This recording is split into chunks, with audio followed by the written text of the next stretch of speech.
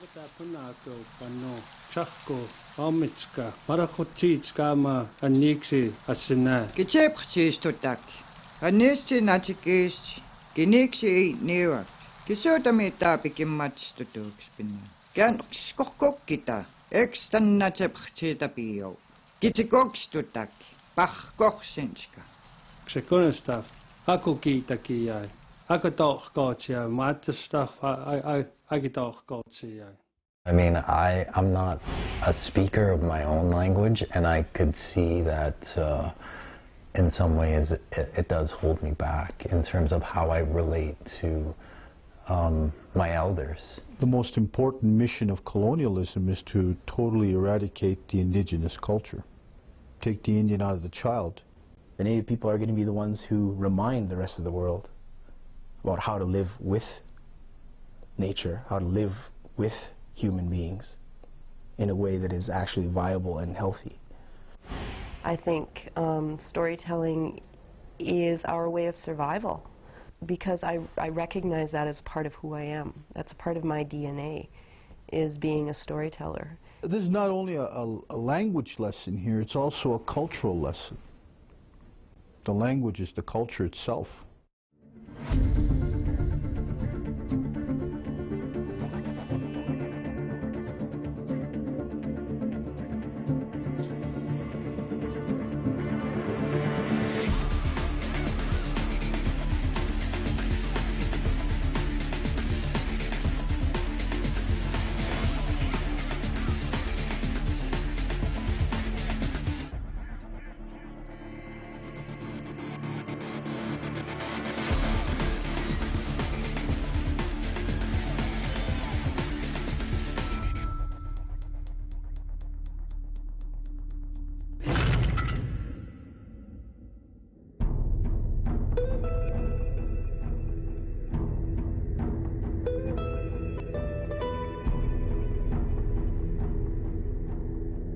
I think a lot of us tend to put too much stock on the written word and never see something for the truth. The written word it can be altered. It can be changed. From a very early age, we were taught to repeat something that we were told, the way we were told. Not embellish it, not put anything on it, but just to repeat what we were told. And I think that's the strength of the culture, the strength of the language. You know, the language itself is all important. Once we lose that language, we lose who we are. Because there are certain things, you know, in the language that you can never really explain. My lack of knowledge of the language kind of frustrates my elders, and I think that what they have to teach would make a lot more sense if I did have that anchor in the language. So I think that what they try to tell me, what the lessons that they try to convey, does get lost in the translation, and I don't get the full importance, I guess. The weight of what they're trying to say I don't get because I'm limited to the English language. The teachings about how to live in the world together, all that stuff came from the language, came from that way of knowing.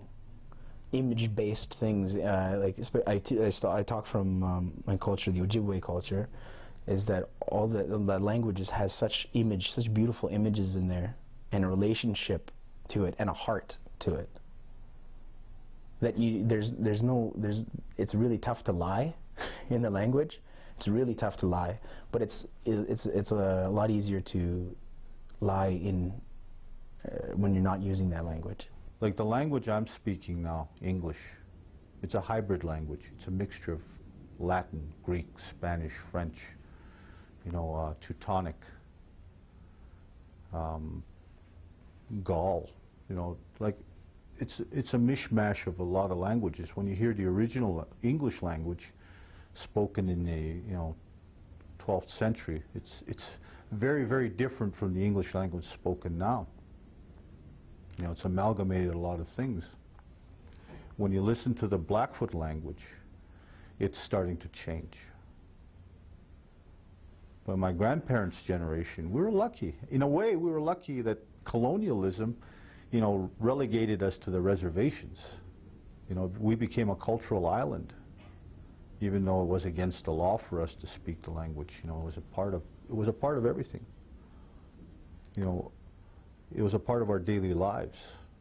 I mean, it started with the powwows, right? People would venture from one powwow to another powwow, and they'd share their culture, share their stories, and they'd learn from each other, and then it would strengthen the communities. But I mean, all that stuff was kind of broken with the residential school process, the assimilation process, the Gradual Civilization Act, all these things that were put in place by our governments to suppress our stories. When I was growing up, I remember I can count on one hand, you know, kids my age that didn't speak Blackfoot. Now it's the opposite. You know, that's a generation, and it's changed so much. My mom's generation, and of course before that, all speak it fluently. A lot of my cousins do, but that's because they lived in that, what do you call it, immersed in their language, whereas I grew up in Calgary, so I don't speak it fluently. I just know enough to get by barely. I mean, I myself, when I was younger, I understood how to, I understood the language and I was able to speak it. But since moving off reservation and being in more English-speaking communities, I've lost it, but I'm still slowly coming back to it. You know, when I go home to Maple Creek, Saskatchewan, and I sit around and they're all talking in Cree, and I just feel like, you know, this left-out kid that, you know, never got that experience. And I have a one-woman show called Find Your Own Inner Elder, and it kind of talks to that, about, you know, my generation feeling like we didn't get that that ability to hear our language. And I've said before that it's not about learning our language, it's about remembering it again, because it's definitely in who I am. I know that it's something that that's always a part of me, is trying to reclaim that part of the language that I lost. We need to remember the importance of what it means to have a language and how we communicate with each other. Well, language as the essence of a culture, I think that's accurate, because it's ultimately how we communicate. I mean, we could communicate in pictures, in actions, but ultimately I think that language will fine-tune what the other methods of communication are lacking. I don't know if the word panic mode is the word to use, but, you know, we need to learn, you know, keep the language going.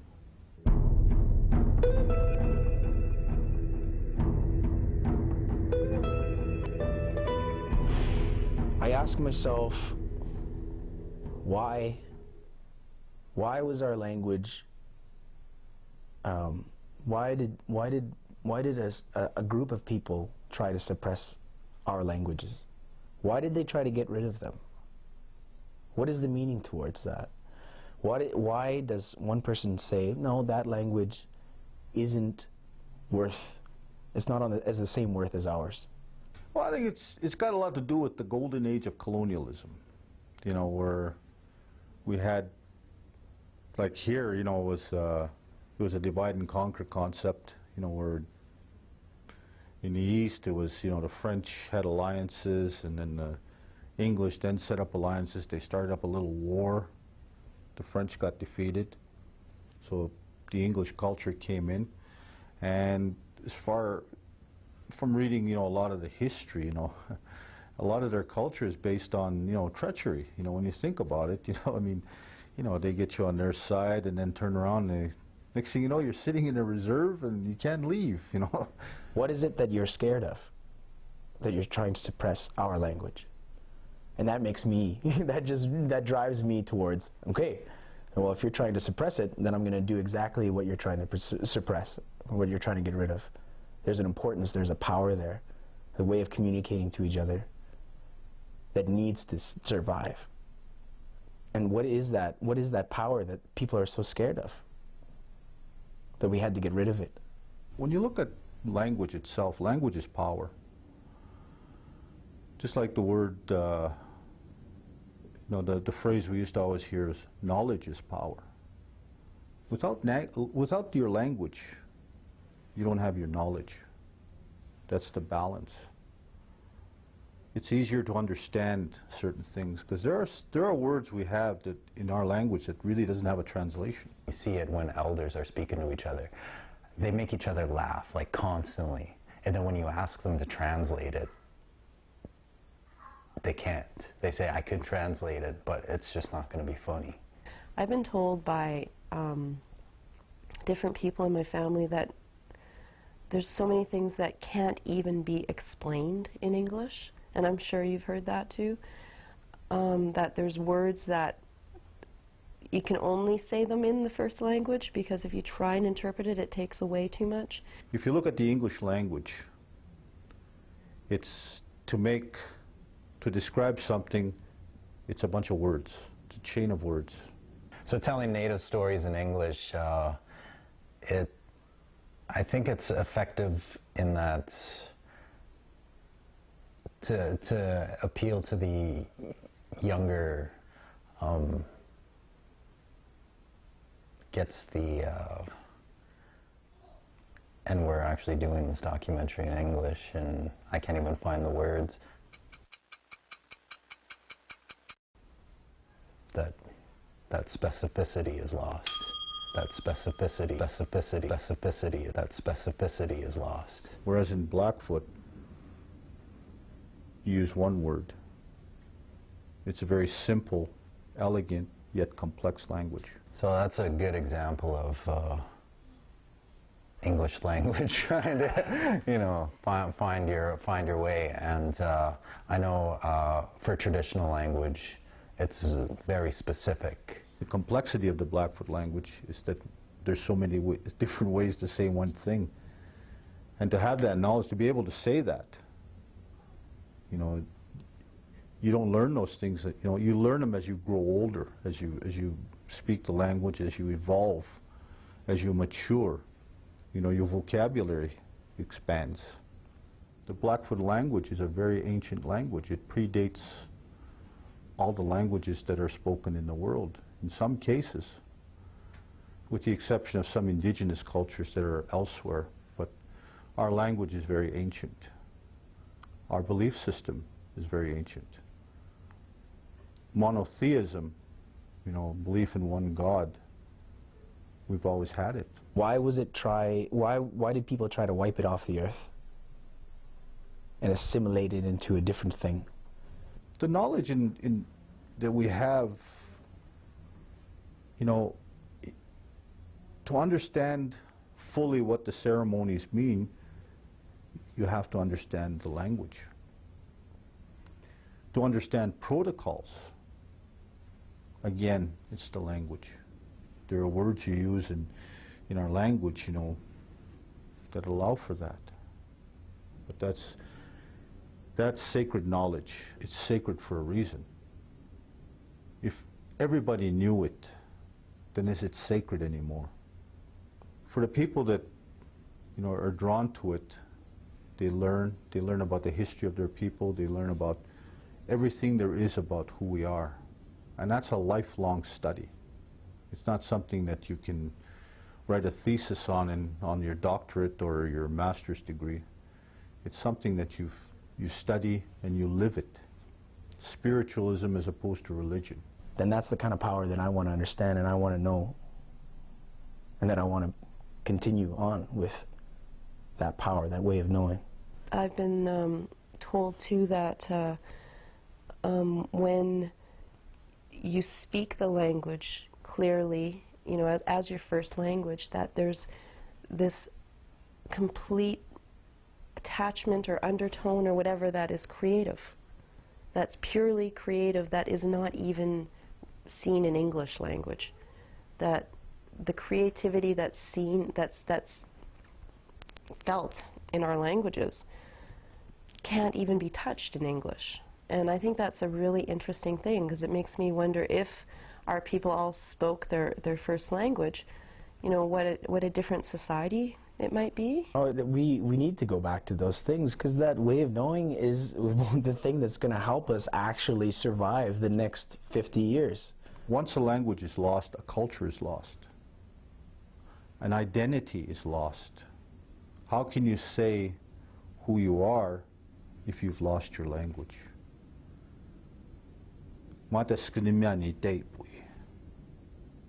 They don't know how to talk anymore. You know, that's the word they would use. You know, they don't know how to speak. We can speak English, or say aya beep. You know, he speaks the white man's way. Our traditional languages are a way of knowing the world and our people and our communities and people from other communities. It's a way of understanding each other. It's a way of knowing, and that way of knowing is very holistic. It's not we are separated from the earth, we are separated from each other. It's we are all connected somehow, and that's a beautiful concept to me, that I feel that our people as a world, you know, not just native peoples, but people from all over the world, we've kind of disconnected from that because of all these technology advances that are just moving our world at such a pace that we forget that connection to the world. I would encourage our youth to pick up the language again, because there is a power there.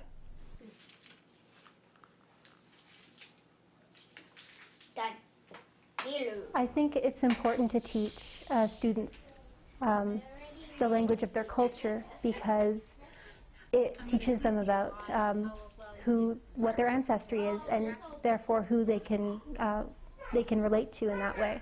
And it also helps them relate to their community. I just teach kids, partially because I think kids are the most open to learning. They're just learning their own language in a lot of cases. They're learning to read, and so it's they're just really open to learning new things and new languages. They pick them up faster. They don't necessarily have the grammatical kind of concepts, but they pick it up so fast. Now I want you to write in hiragana the verb to go. Where's my pencil? Done. No peeking, you look. I already know what it is. And it's getting easier and easier now. We can use those technologies that are making our connection to the earth not as strong, because we're moving at such a fast pace. These tools, we can use them. You know, we use the iPhones. There's apps that we can make, language apps, that you could be on the bus. You put your headphones in, you start learning words. And the more words you learn each day, and then you start to be able to build sentences. Then you find other speakers. You know, we have these tools now that we can use. Did you figure that out from the internet? Yes. There's this like translating thing on This is my third language, actually. I learned it just by myself from animes and from different media and internet sources for about a year. And then when I got into university, I knew I really wanted to get into it, so I've taken 2 years of formal training.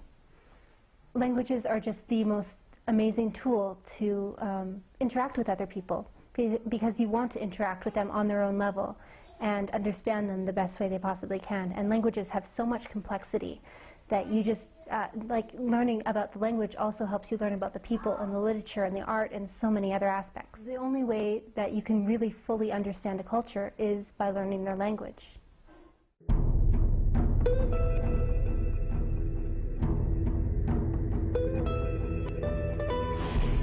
USA focuses on Aboriginal youth specifically because we have lots of other agencies in the city that focus on all youth. That means non-Aboriginal youth included. So we thought it was really important, well, in 2001, they thought it was really important to focus just specifically on youth, because they have very diverse issues and barriers, but also successes, interests that aren't the same as elders or adults, you know. So really focusing on what matters to youth and programs and services that help them overcome barriers that they experience.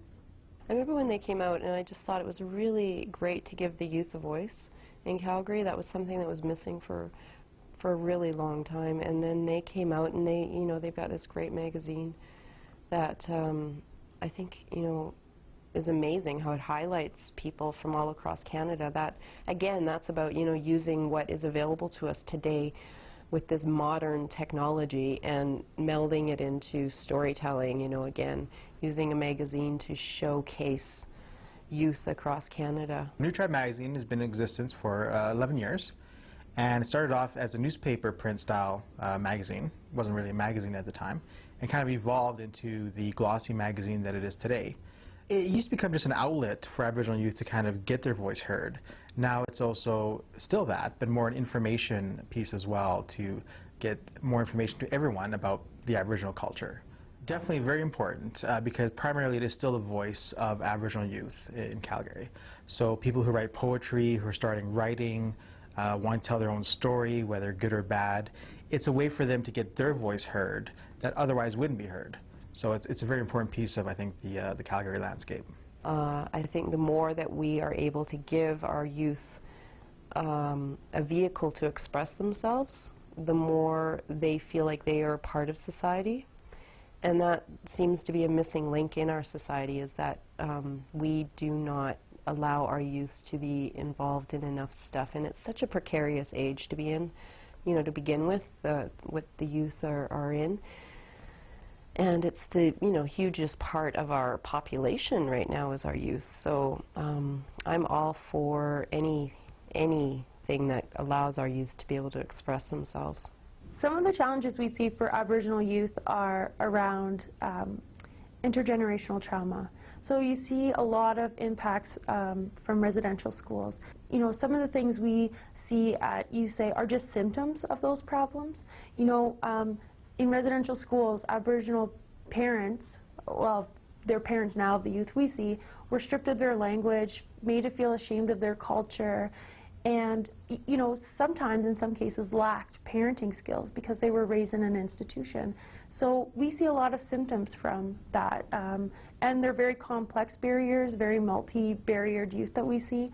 So, you know, we're seeing high unemployment and teen pregnancy and addictions issues and stuff like that, which are just really symptoms of intergenerational trauma. So we're really trying to focus on healing the larger problem, and so that we don't see as many of the symptoms of that problem.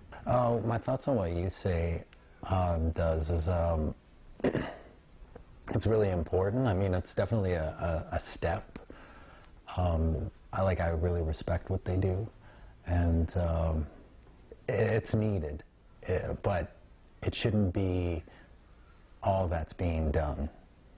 But at the same time, it's also the individual's responsibility to start learning more. I mean, they're offering the bridge, I guess, like you say, to access those learning points and everything, but it's up to the individual, and I think we have to find some ways of motivating the younger generation to, and there's no way of knowing how to do that, but I think definitely we need to experiment with different ways. And I think technology, going back to the other question, I think technology makes it a little more accessible to the younger generation.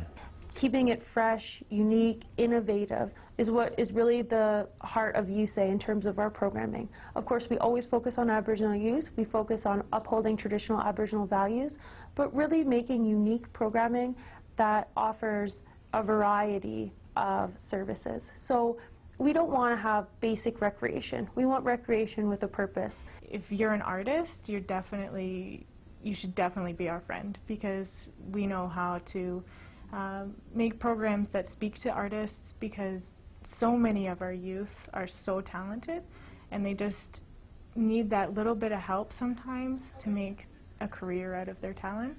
And if I can help design a program and get funding for a program that is going to launch someone's career in the arts, that just makes my day. If it's going to be a play, we want the play to have a meaning. We want it to be based in traditional Aboriginal values, to have comedy, humor, to be really interesting and unique, to have something that has language in it, but to have it in a modern, new, interesting way, like a graphic novel or a film, or something that really brings out that traditional Aboriginal value base. Every program we do, we try and make sure that it's a program that is a hand up. It's not a handout.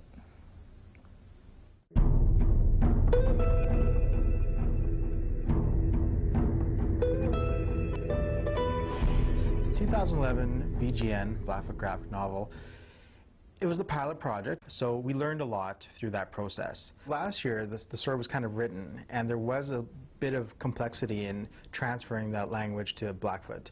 Whereas this year, we're going to change it up so that the story will flow differently depending on the Blackfoot version of it. But we're really going to make sure that as much of the Blackfoot language as possible gets translated on the page so that it really becomes a learning tool to get youth interested in the language.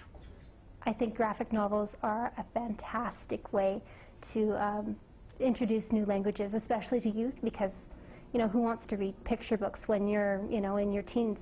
But graphic novels help you relate. Like, it's not just like reading like an actual novel, but it has the depth of character, and you can, if you're a little bit shaky on the words, you can look at basically the illustrations, and they help you. And everything, I think, just moves together a lot more clearly. And it's fun. Like, who doesn't like having fun learning a language? The difference with the 2012 BGN, first off, it's still the same writer. We've got Marshall Lee George doing the story, and it's called Hunter.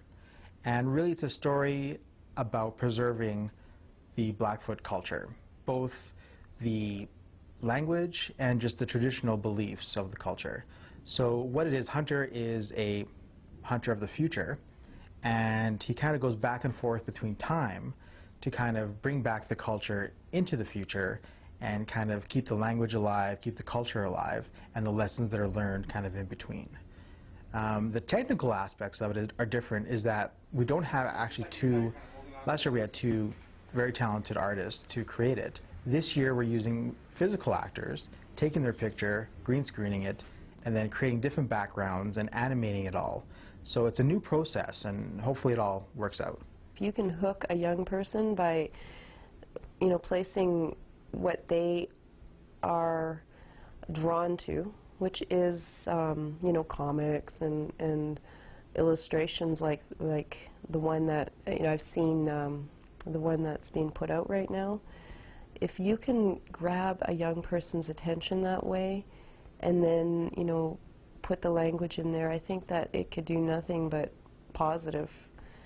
I think we need to probably look at that, which is because, you know, we can't go backwards. We never will be able to go backwards as a people. We need to go forwards, and part of that is melding what the youth are looking at today with, you know, the cultural parts of who we are, and putting those things together. So I think that's a great idea. Using a graphic novel, I think it could be effective. Again, it depends on the individual. I mean, we're all very different. I mean, some people might really love graphic novels, and I know that, you know, that seems to be a trend right now. And, you know, if it works, by all means use it. I mean, if the images that are used get the message across, I'm all for it. So, but yeah, in short, yeah, I think it's effective, but it also depends on the individual. And I think we have to explore other avenues that would reach, you know, the people that aren't necessarily into the graphic novels. You know, I spent some time in Aotearoa, New Zealand, and there was these beautiful things called language nests, where children were introduced to the language from, you know, 3 years on, and they were immersed in it. And the strength over there of the culture is so evident and powerful when you see the people, because they've contained their language so well. Now the difference, you know, because I was very curious about that, the difference of the Maori people as opposed to our people here is that they all speak one language on the island. There's 13 tribes, but they all speak one language. When you are in a reserve, or when I've done my travels, when I'm in a place where they do have the people speak their language from a very young age on, I see a lot more healthiness in that community. I see a lot more family connection, and that seems to be a huge missing link in our culture, is the language. Our youth are so drawn to much music and all these now the social networking, all these things that I just didn't see it enough in front of me on TV, no brown faces. And Gordon Tatusis came into my life. He was a friend of mine's uncle, and he had already been in the career for quite a few years, so he's the one that really encouraged me, and he just said, we've got a lot of stories to tell and we need to do it from our own perspective. And he encouraged me to move away to Vancouver and get an agent and all that stuff. So just the motivation to tell our stories from a really honest point of view was the underlying factor to that.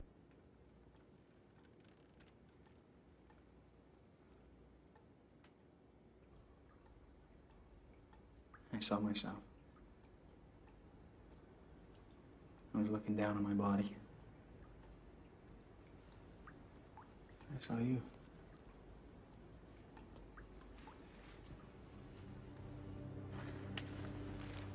You'll feel better soon. A lot better. Nikki, I believe you. I believe you're from the future. I'm sorry I didn't believe you before. You had something to tell me? About where you come from? About what your mission is? The reason why I want to share stories is because, my people's stories, the communities that I grew up on, they don't have that opportunity because they're these little small communities in places that are very remote. So now that I have these skills, I can go back to these communities and develop people's stories and develop that method of storytelling, which is now, with media that is so accessible around the world, using Facebook and all these other things, simple technologies, having a laptop and a camera, you can tell the world, the entire world, your stories. So just being able to, I want to be able to go back and teach these things to my fellow communities that taught me how to be who I am today. It gives me energy to go to these young Native youth who otherwise would never have this chance, to teach them these skills and to instill a sense of pride in their stories, that their stories are important to be told. Because I grew up with so many smart and gifted young people that haven't necessarily made it in the world.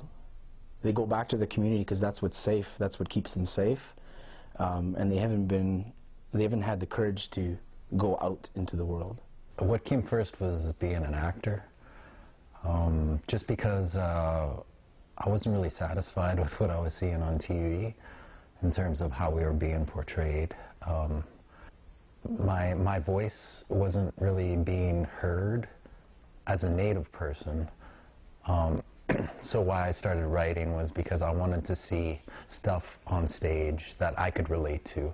I mean, like, there's a lot of period pieces that get produced, like in theater in general, and I don't really necessarily relate to old white guy, dying of the plague. And I think that in storytelling, it's really nice when you could relate to something. Oh, did you make a mix? It's a weeknight. Not that kind of mix. A mixed tomato. What? Yeah, you gotta butter up them buns with the mixed tea. Sip the moon. You should pick up some blank cassettes. the last time you buttered up them buns? Hey, I got some mind. Just make a mixtape to set the mood. Like a playlist? Yeah. Yeah, you gotta visualize. You gotta be like, what's that? One of them river fishes, big fishes. What are they? Pike. Yeah, you gotta be like a pike. You gotta be like a pike sitting there, just waiting for me.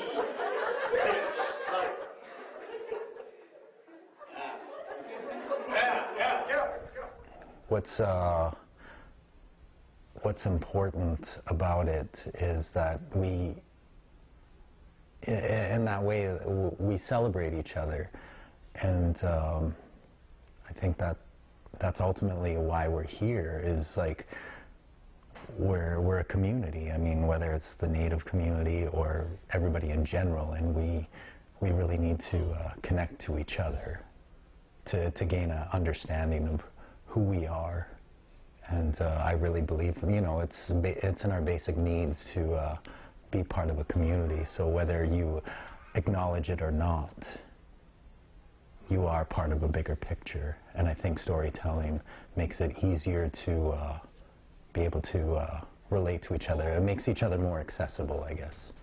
Like there's been some, you know, landmark films. You know, unfortunately, one of the ones was I remember watching a movie called Windwalker, where they had a white man speaking Cheyenne. You know, Trevor Howard was I think he played the old guy. But again, it's the Hollywood stereotype. I think culturally, what's being shown, I think, is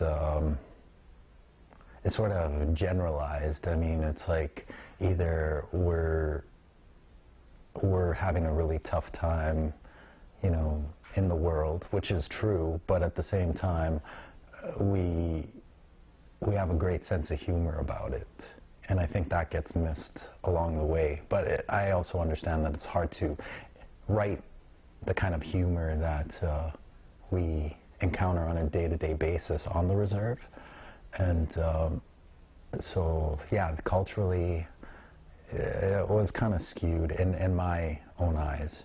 There's a time and a place for the non-native perspective, but right now we are reaching this really amazing place in our storytelling.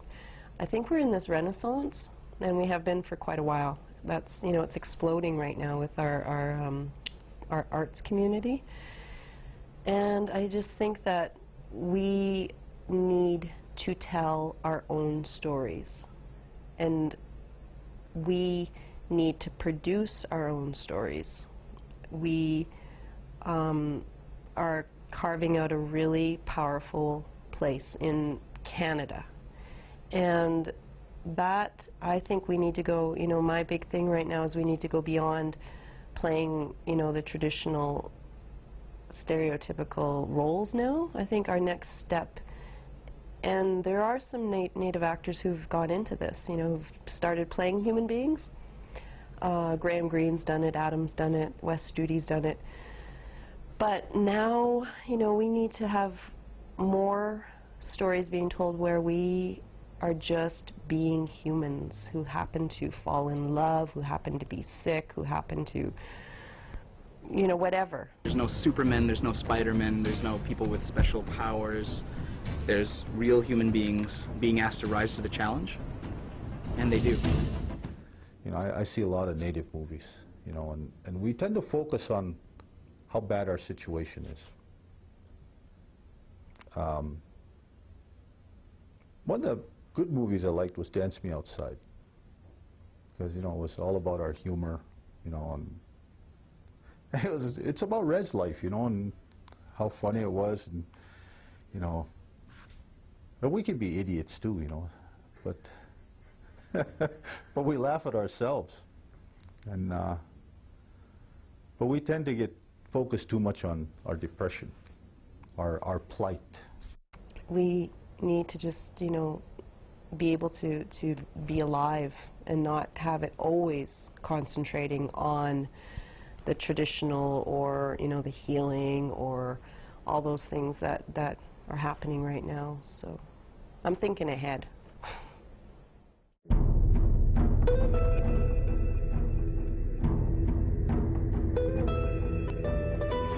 We as Native people need to really support the media, our own media, and also to put our own flavor in a lot of things.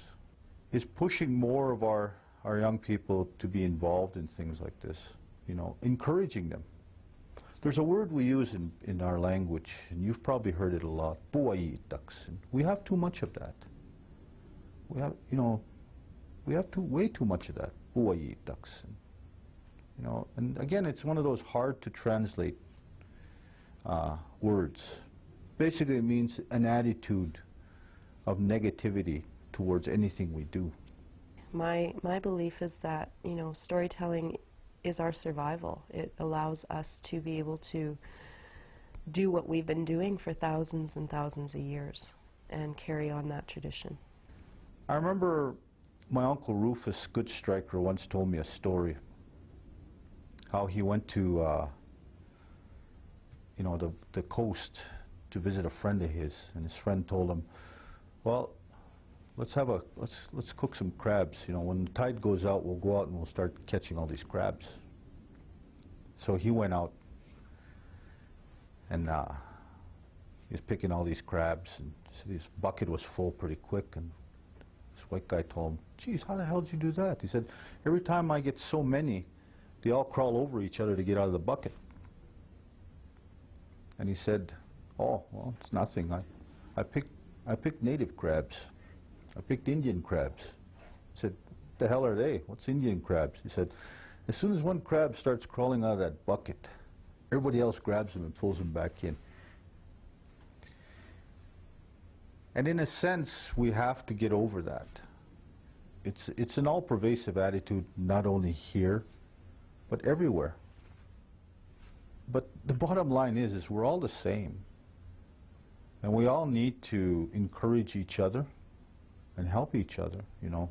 But we need to support Native arts. We need to support, you know, things that put us out there.